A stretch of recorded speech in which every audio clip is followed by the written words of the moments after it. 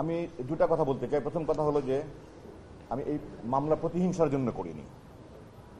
আমি প্রতিহিংসা পরায়ণ নয়, আমি জিজ্ঞাসা পরায়ণ নয়, আমার কোনো হিংসা নেই। আমার এটা নিয়ে সেনা কর্তৃপক্ষের ঊর্ধ্বতন কর্তৃপক্ষের একাধিকবার অনেক মিটিং হয়েছে এটা নিয়ে। আমি মামলা করব কি করব না, আমি ডিসেম্বরে করেছি, আপনারা হয়তো জানেন না। জানুয়ারিতে কিন্তু এই 5 জন ডিজির বিরুদ্ধে ওয়ারেন্ট বের হয়েছিল এবং তাদেরকে তখন গ্রেফতারের চেষ্টা করা হয়েছে, তারা তখন থেকে পলাতক।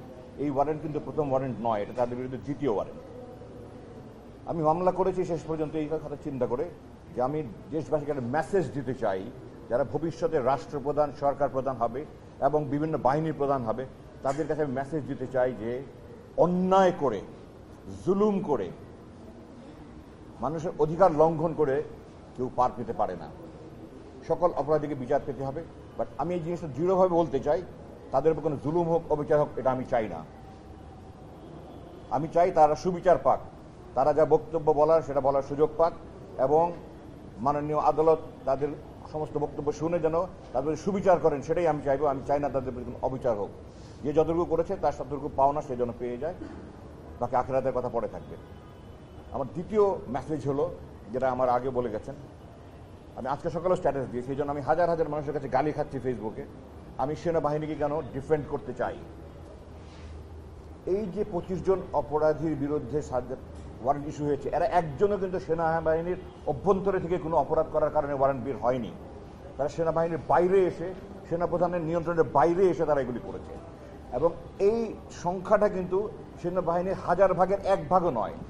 একটা প্রতিষ্ঠানের 999 জন ভালো আর একজন খারাপ, তার জন্য পুরো বাহিনীকে বদনাম রটানো, কুচ্ছাটানো কিন্তু কোনো দেশপ্রেমিকের কাজ নয়।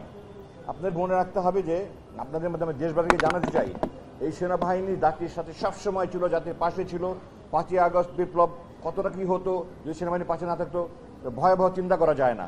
সেনাবাহিনী যে দেশের স্বাধীনতা, সার্বভৌমত্ব, অখণ্ডতা, সংহতি, ঐক্যের প্রতীক, এটাকে বিতর্কিত করা মানে আমরা আমাদের নিজেকে ক্ষতি করছি। ভারতের এজেন্ডা তারা আমাদের সেনাবাহিনীর জনগণ মুখোমুখি করতে চায়। আমরা যদি নিজেরা, এই দেশের জনগণ যদি সেনাবাহিনীর মুখোমুখি হয়, এই অসাধু, এই দুর্নীতিপরায়ণ কিছু অফিসারের জন্য দেশের ক্ষতি হবে, আমার আপনার ক্ষতি হবে। আপনারা দয়া করে সেনাবাহিনীকে গালি দিবেন না, সমস্ত অপরাধীকে গালি দেন। আমি দিচ্ছি, আমি মামলা করেছি। আমি সেনা কর্তৃপক্ষকে ধন্যবাদ জানাতে চাই যে তারা এই আইনি প্রক্রিয়া যেন সহজভাবে, সুন্দরভাবে চলতে পারে, এই জন্য সহায়তা করছে। জেনারেল ওয়াকার সহ সেনা কর্তৃপক্ষ যারা সংশ্লিষ্ট ব্যক্তি আছে সবাইকে ধন্যবাদ জানাতে। যারা এখনো ধৃত হয়নি, ধরা যায়নি, তাদের আনার ব্যাপারে পূর্বে বলা হয়েছে। আমিও আবার বলছি, সবাইকে আইনের মুখোমুখি করা উচিত। যারা পলাতক আছে তাদের বিরুদ্ধে ইন্টারপোলের মাধ্যমে তাদেরকে এনে বিচারের মুখোমুখি করা হোক। আমি চাই দেশবাসী যেন ভবিষ্যতে আর কোনো স্বৈরাচার না দেখে, দেশবাসী যেন আর ভবিষ্যতে কোনো খুনি জেনারেল জিয়া, খুনি জেনারেল মুজিব না দেখে। আমরা যেন সবাই এক স্বাধীনতা, সার্বভৌমত্ব, অখণ্ডতা রক্ষার জন্য একসাথে থাকতে পারি এবং সুখী, শান্তিপূর্ণ, সমৃদ্ধ বাংলাদেশ গড়ে তুলতে পারি। এই কামনা করে আমি শেষ করছি। আপনাদের সবাইকে ধন্যবাদ। আসসালামু আলাইকুম।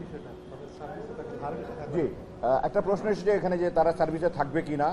এটা আইনের ব্যাপারে, এটা আইনের ব্যাখ্যা ট্রাইব্যুনাল যারা প্রসিকিউটর আছে ওনারা দিতে পারবেন। আমি আইনজ্ঞ নই, আমি আইনজীবী নই, আইনের ব্যাপারে আমি পারদর্শী নই।